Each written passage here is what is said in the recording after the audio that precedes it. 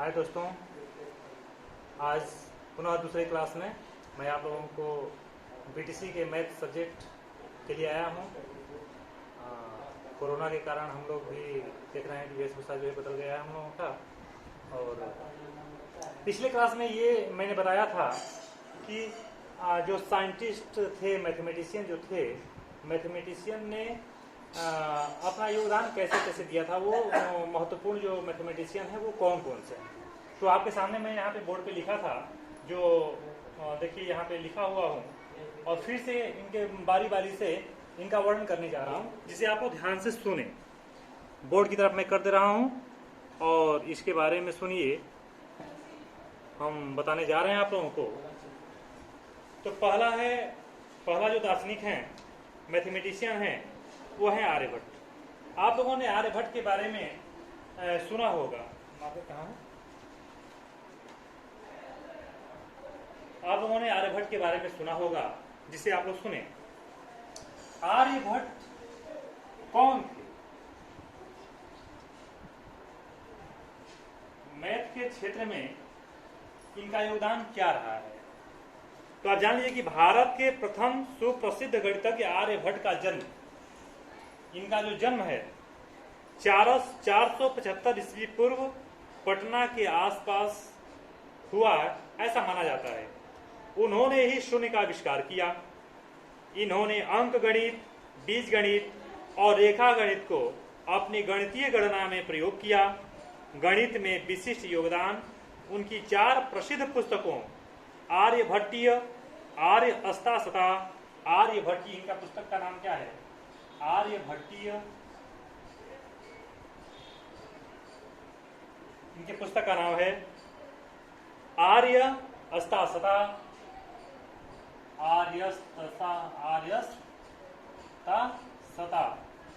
आर्यस्ताशता, काल किया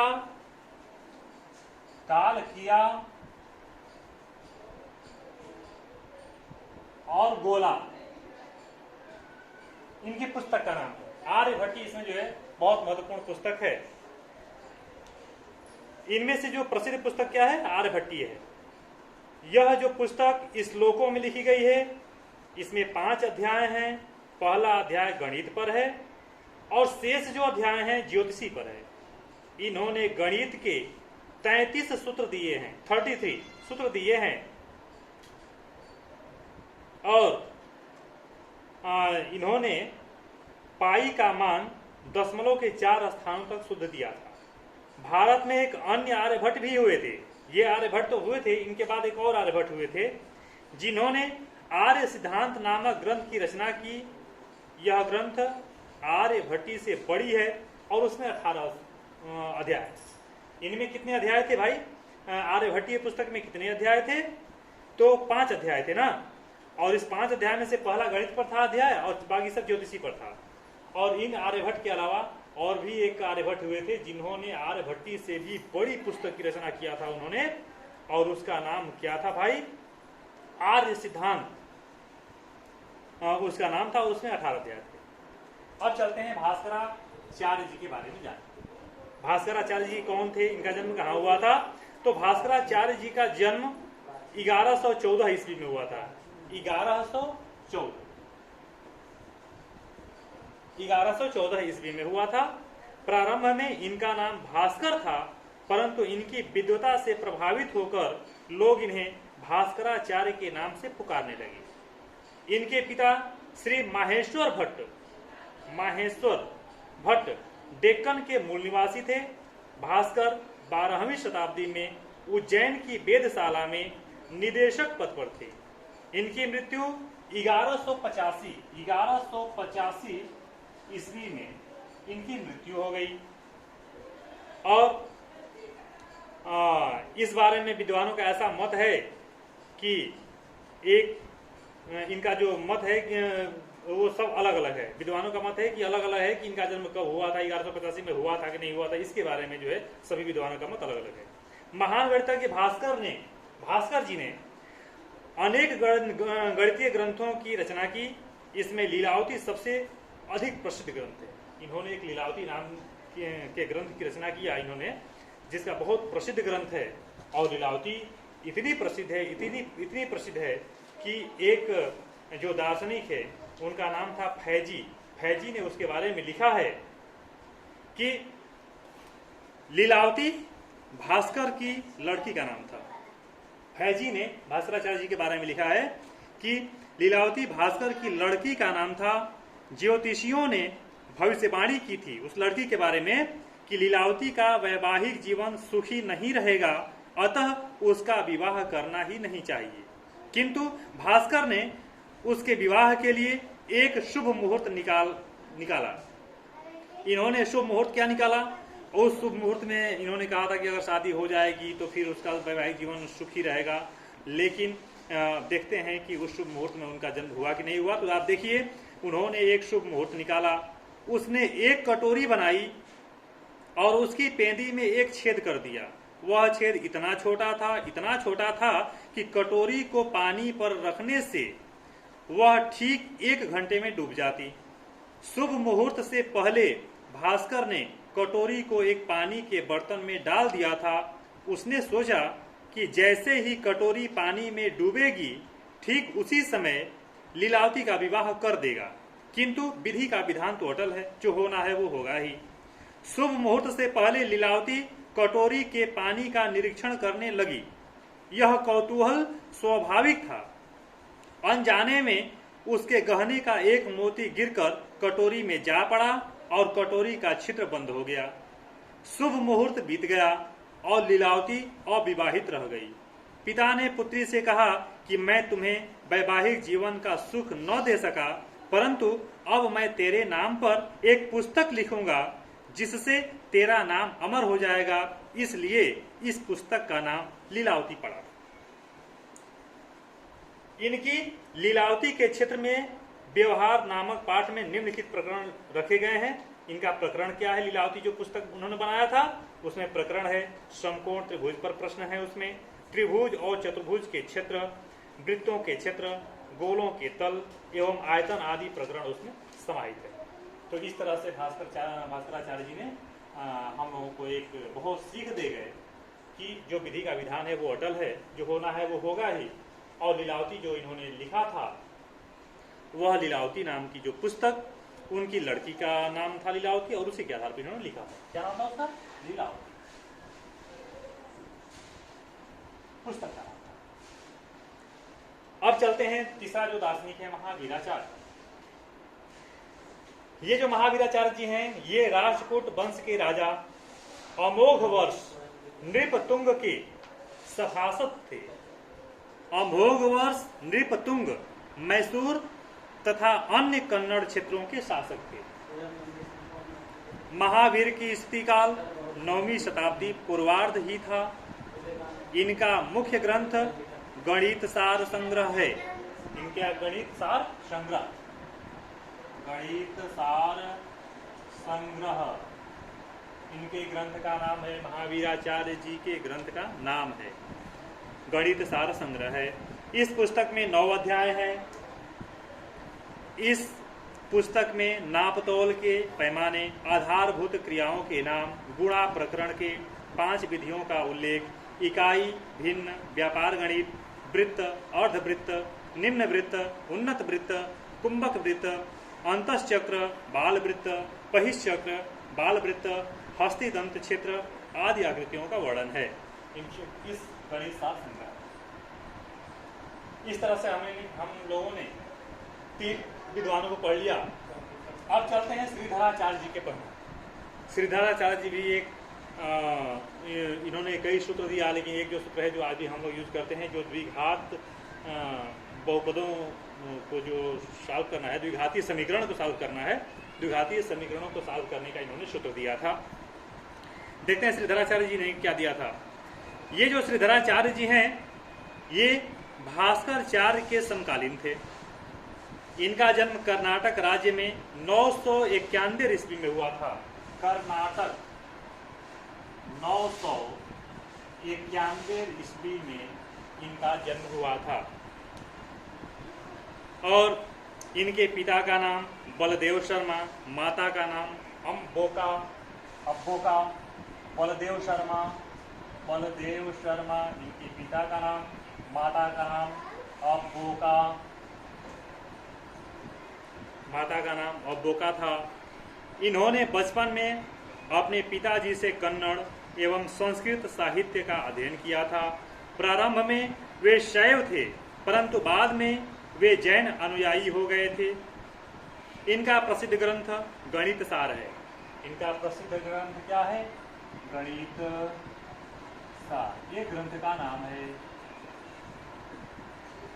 गणित सार है। इसमें जो गणित सार इनका जो प्रसिद्ध ग्रंथ है उसमें 300 श्लोक हैं। इस कारण यह ग्रंथ त्रिशतिका के नाम से प्रसिद्ध है, क्योंकि त्रिशतिका का मतलब 300। इस ग्रंथ के प्रकरण प्राकृतिक संख्याओं की माला, गुणन, भाग, शून्य, वर्ग, घन, वर्गमूल, भिन्न, त्रैराशिक, ब्याज, मिश्रण, साझा, छाया मापन आदि उसमें समाहित है। इनकी रचना शैली अत्यंत सरल एवं संक्षिप्त है कि उसको पढ़ने से लोगों को समझ में आ जाता है। कई तो ऐसे वैज्ञानिकों ने लिखा है कि आप उनको पढ़ते चले जाएंगे तो उसमें समझ में नहीं आएगा, लेकिन इनका जो शैली है वो अत्यंत सरल है कि और संक्षिप्त भी है कि हम आसानी से उसको समझ सकते हैं।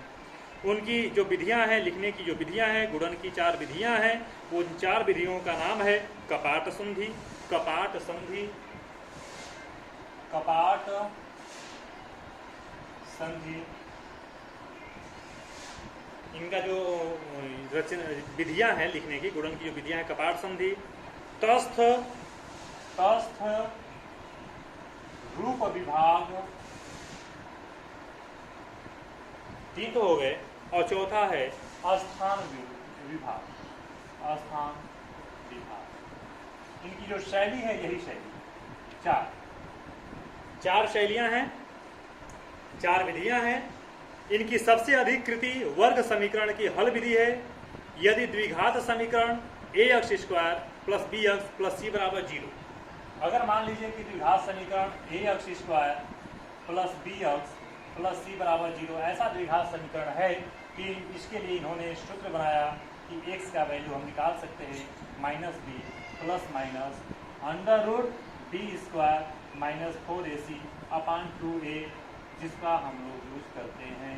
अगर ऐसा द्विघात समीकरण रहेगा तो इसको सॉल्व करने की सरल विधि इन्होंने ये बताया कि सूत्र पर रख करके आराम से निकाल सकते हैं। ये श्रीधराचार्य जी की देन है, इसका यूज आज भी हम लोग करते हैं। इस तरह से हम लोगों ने 4 दार्शनिकों को, 4 महान गणितज्ञों को पढ़ा। अब चलते हैं 5वें गणितज्ञ श्रीनिवास रामानुजन जी के बारे में पढ़ें। तो इसको मैं मिटा दूं, इसको मिटा दे रहा हूँ, थोड़ा सा जगह हो जाएगा। ये सूत्र आप लोगों को यहाँ लिख दे रहा हूँ। यदि ये ऐसा रहेगा तो -b² माइनस 4ac अपान 2a, ठीक है। तो श्रीनिवास रामानुजन जी के बारे में पढ़ने हम लोग जा रहे हैं। इनका जन्म तमिलनाडु राज्य के, श्रीनिवास रामानुजन, इनका जन्म तमिलनाडु राज्य के दरोद नामक ग्रंथ में, दरोद नामक ग्राम में 22 दिसंबर 1887 ईस्वी को एक सभ्य ब्राह्मण परिवार में हुआ था। बचपन से ही इनका मुख्य विषय गणित रहा है। बचपन से ही ये तेज थे, प्रखर बुद्धि के थे और गणित में इनकी रुचि थी। गणित विषय में इनकी अत्यधिक रुचि रही है। जब तीसरी कक्षा में इनके अध्यापक पढ़ा रहे थे कि किसी संख्या को किसी संख्या में भाग देने पर भागफल हमेशा 1 आता है। आप भी जानते हैं कि अगर 5 में 5 से भाग करेंगे तो आंसर 1 आएगा ना, 6 में 6 से भाग करेंगे तो आंसर 1 आएगा ना। तो ये प्रश्न पूछा करता था कि क्या गुरुजी, क्या यह 0 पर भी लागू होता है? 0/0 बराबर 1 भी होगा? तो ये 1 नहीं होगा, ये 1 नहीं होगा, लेकिन वो ऐसा क्वेश्चन करते थे।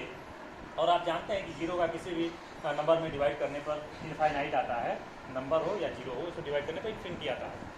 तो ऐसा क्वेश्चन करके जब तीसरी कक्षा की बात हो रही है, जब तीसरी कक्षा में जब ऐसे प्रश्न पूछते थे, इसका मतलब कि जाहिर सी बात है कि वो दूरदर्शी हुआ करते थे, उनका बुद्धि प्रखर हुआ करता था।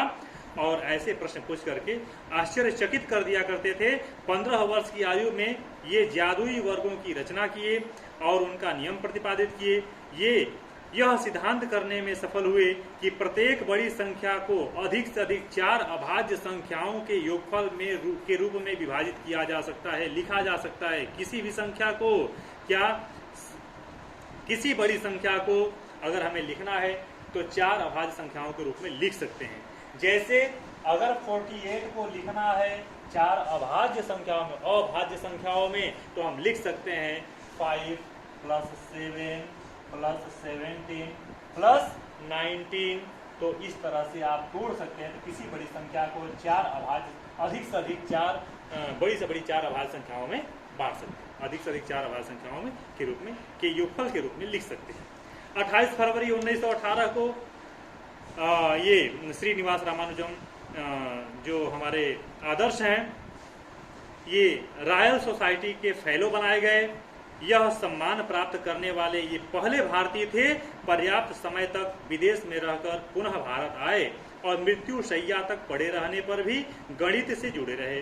अंत में 26 अप्रैल सन 1920 को इस महान गणितज्ञ का मद्रास के पास चेतपुर में देहांत हो गया। 26 अप्रैल 1920, 26 अप्रैल 1920 ईस्वी में मद्रास के पास चेतपुर में इनका देहांत हो गया। तो इस तरह से इनकी भी जो है कार्यशैली और इनका कार्य करने का क्षेत्र बहुत ही सहज रहा है, सरल रहा है, और इन्होंने भी गणित को बहुत ऊंचाई तक पहुंचाया, जिन्हें आज हम लोग पढ़ रहे हैं। अब चलते हैं आगे। 6वें नंबर के जो गणितज्ञ हैं हमारे ब्रह्मगुप्त जी, अब इनको पढ़ने जा रहे हैं। ब्रह्मगुप्त, देखते हैं इनको। ब्रह्मगुप्त जी, इनका जन्म सन 598 ईस्वी में हुआ था। 598 ईस्वी में इनका जन्म हुआ था ब्रह्मगुप्त का। इनका कार्य क्षेत्र उज्जैनी नगरी रहा है। इनके प्रसिद्ध ग्रंथ खंड साधक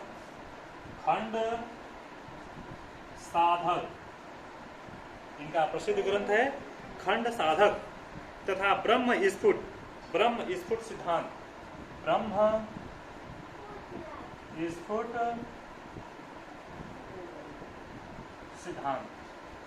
स्फुट सिद्धांत। तो इनका जो प्रसिद्ध ग्रंथ कौन कौन से है, तो खंड साधक है और ब्रह्म स्फुट सिद्धांत है। इन्होंने अंक गणित, बीज गणित तथा ज्यामिति आदि शाखाओं पर महत्वपूर्ण कार्य किए। ब्रह्म स्फुट में ज्योतिष विद्या से संबंधित सामग्री लिखी गई है। इसमें ज्योतिष विद्या है, इसी लिख रहा हूं, लिखने का होगा ज्योतिष विद्या से संबंधित तथ्य हैं ब्रह्म स्फुट में। इन्होंने चतुर्भुज के क्षेत्र निकालने का सूत्र भी दिया था, चतुर्भुज का, और भिन्न श्रेणी, ब्याज, समतल, परछाई मापन आदि की विवेचना भी किए थे। और चतुर्भुज के क्षेत्र का सूत्र इन्होंने दिया था। चतुर्भुज के क्षेत्रफल का सूत्र देखिए, चतुर्भुज एरिया ऑफ क्वाड्रिलेटरल, इन्होंने सूत्र क्या दिया था कि area of quadrilateral is equal to S minus A, S minus B, S minus C, S minus D। ये फार्मूला है। What the mean of A, B, C and D? A, B, C and D क्या है भाई? ये भुजाएं हैं और S क्या है? S equal to A plus B plus C plus D/2। S का वैल्यू ऐसे निकालेंगे। तो इस तरह से हम लोगों ने ब्रह्मगुप्त जी को पढ़ लिया और इन्होंने विकर्ण का भी सूत्र दिया था। अब चलिए वहां जाने की आवश्यकता नहीं है, हम लोग यहीं पर इसको छोड़ देते हैं। फिर चलते हैं, मिटा दूं? चलिए मिटा दो। अब चलते हैं पाइथागोरस जी के बारे में। ये लिख लीजिएगा, आपको तो नोट कर लिए होंगे। पाइथागोरस जी को पढ़ने जा रहे हैं। पाइथागोरस यूनान के सुप्रसिद्ध गणितज्ञ पाइथागोरस का जन्म 580 ईस्वी पूर्व में 580 ईस्वी पूर्व के आसपास हुआ था, इसी के आसपास, एग्जैक्ट नहीं पता है, 580 ईस्वी पूर्व के आसपास तैरियन कुल में हुआ था। इनके कुल का नाम क्या था? तैरियन कुल का नाम था, तैरियन कुल में हुआ था। मैं बता दूंगा और आप लोगों को कि इनके प्रसिद्ध गुरु मिलहेस एथेंस का निवासी था, जो यूनानी इतिहास के 7 विद्वानों में से एक था। यूनानी इतिहास के 7 महान विद्वान हुए हैं और उनमें से एक थे मिलहेस एथेंस। गुरु कौन थे इनके? गुरु मिलहेन एथेंस, इनके गुरु का नाम था। 7 विद्वानों में से एक थे इन्होंने। ये यहाँ लगभग 22 वर्ष रहकर विभिन्न विज्ञान विशेष गणित का अध्ययन किया। इसके बाद लगभग 12 वर्ष ईरान और भारत की यात्रा में व्यतीत किए और उसके बाद अपने देश लौट आए। 50 वर्ष की अवस्था में ये क्रोटोना प्रदेश पहुंचे तथा 60 वर्ष की आयु में मीलों की तरुण एवं सुंदर कन्या का थियोना से विवाह किया। इन्होंने कितनी वर्ष की आयु के थे? 60 वर्ष की आयु के थे और तरुण के सुंदर कन्या जिनका नाम था थियोना से इन्होंने विवाह कर लिया। 60 वर्ष की अवस्था में किए थे। थियोना अपने पति के जीवन चरित्र पर एक पुस्तक लिखी थी। इनकी जो पत्नी थी थियोना, उस थियोना ने अपने पति यानी कि पाइथागोरस के जीवन चरित्र पर एक पुस्तक लिखी थी जो अप्राप्य है, यानी कि अभी मिली नहीं है। 6ठी शताब्दी ईस्वी के अंतिम दिनों में इनकी मृत्यु हो गई और ज्यामितीय ग्रंथ का 47वां प्रमेय पाइथागोरस प्रमेय के नाम से जाना जाता है, जो संपूर्ण त्रिभुज पर आधारित है। आप जानते हैं कि अगर इस प्रमेय अगर कोई संपूर्ण त्रिभुज है तो संपूर्ण त्रिभुज में 90 डिग्री के सामने वाली भुजा को हम कर्ण कहते हैं और बाकी इन दोनों में से कोई एक तो लंब हो जाता है और कोई एक तो आधार हो जाता है। कोई एक को लंब हो जाएगा, कोई एक को आधार हो जाएगा। और इन तीनों भुजाओं में इन्होंने संबंध दिया था कि कर्ण स्क्वायर इक्वल टू लंब स्क्वायर प्लस आधार स्क्वायर, यानी कि शब्दों में, सेंटेंसों में अगर बात करें कि इन्होंने कहा था कि किसी समकोण त्रिभुज में सबसे बड़ी भुजा का वर्ग शेष 2 भुजाओं के वर्गों के योग के बराबर होता है। ये पाइथागोरस साइंटिस्ट जो थे, महान साइंटिस्ट थे, इन्होंने दिया था। अब चलते हैं, हम लोग यूक्लिड के बारे में पढ़ते हैं। यूक्लिड महाशय हम लोगों से क्या, ये मिटा दो, चलिए अब चलते हैं आगे, यूक्लिड के बारे में पढ़ते हैं। यूक्लिड महाशय क्या कहते हैं? कहते हैं कि इनका जो जन्म है, या ये जो महान साइंटिस्ट हुए हैं, इनका जन्म कहाँ हुआ था, तो देखते हैं कि इनका कार्यकाल 300 वर्ष पूर्व के आसपास माना जाता है। किनका? यूक्लिड। ये जो यूक्लिड है, इनकी बात मैं करने जा रहा हूँ या कर रहा हूँ। 300 ईस्वी वर्ष पूर्व के आसपास माना जाता है। यह कहा जाता है कि इनकी प्रारंभिक शिक्षा एथेंस में प्लेटो के अन्य शिष्यों के माध्यम से हुई। इनका एक शिष्य भी था जिसने ज्यामितीय का प्रथम प्रमेय पढ़ने के बाद कहा था कि इसको प्रमेय सीखने से क्या मिलेगा। यानी कि इनका जो शिष्य था, वो शिष्य इनसे ये कहा था कि ज्यामिति का प्रमेय अगर हम लोग पढ़ रहे हैं तो इससे क्या होगा। जैसे कि हम लोग पढ़ रहे हैं कि पहले शुरू में हम लोग पढ़े थे कि मैथ पढ़ने से क्या होगा, साइंस पढ़ने से क्या होगा, उसी तरह से प्रमेय जब इन्होंने बनाया तो पहला प्रमेय जब इनका शिष्य पढ़ा तो कहा कि इसको पढ़ने से क्या होगा। तब अपने नौकर से इन्होंने कहा था कि 6 पैनी दे दो, क्योंकि ये प्रश्न कर रहा है कि इसको पढ़ने से क्या होगा। 6 पैनी का मतलब 6 डंडे का दंड इन्होंने सुनाया था, 6 छड़ी का दंड सुनाया था। तो इनका सबसे प्रसिद्ध ग्रंथ क्या है? एलिमेंट्स, मूल तत्व है। इनका प्रसिद्ध ग्रंथ एलिमेंट्स है और इसने 1882 ईस्वी में आज तक 1000 से अधिक संस्करण निकल चुके हैं इसके। किसके? तो इनका जो प्रसिद्ध ग्रंथ है एलिमेंट्स, उसके 1000 से अधिक संस्करण निकल चुके हैं। और इनका जो ग्रंथ में जो विषय है, प्रकरण है, कौन कौन से प्रकरण है? तो पहला है सर्वांग समता और समानता, दूसरा है बीजगणितीय सर्वसमीका और क्षेत्रफल, तीसरा है वृत्त, चौथा है अंतर्गत और परिगत चतुर्भुज, पांचवा है समानुपात, छठवां है बहुभुज, सातवां है अंकगणित, आठवां है असुमेय राशियां और नौवां है ठोस ज्यामिति। ऐसे इन्होंने अपने ग्रंथ में इन 9 प्रकरणों का यूज किया। अब चलते हैं, देखते हैं सर आइजैक न्यूटन के बारे में। सर आइजैक न्यूटन को गुरुत्वाकर्षण सिद्धांत का जनक माना जाता है। ये जो है इनको जनक माना जाता है। सर्वप्रथम इन्होंने ही गुरुत्वाकर्षण के 3 नियम प्रतिपादित किए जो न्यूटन गुरुत्वाकर्षण नियम कहलाए। इनका जन्म बुल्सथोर्य नामक ग्राम में हुआ था। कब हुआ था? 25 दिसंबर 1642 ईस्वी में हुआ था। न्यूटन का प्रारंभिक जीवन बहुत कष्ट में था। इनके जन्म से पहले इनके पिता का देहांत हो गया था। न्यूटन का मन पढ़ाई लिखाई में नहीं लगता था, अतः उनकी पढ़ाई लिखाई ज्यादा नहीं हो पाई। उनकी शिक्षा जल्दी ही बंद हो गई, परंतु घरेलू कार्यों में भी उनका मन नहीं लगता था।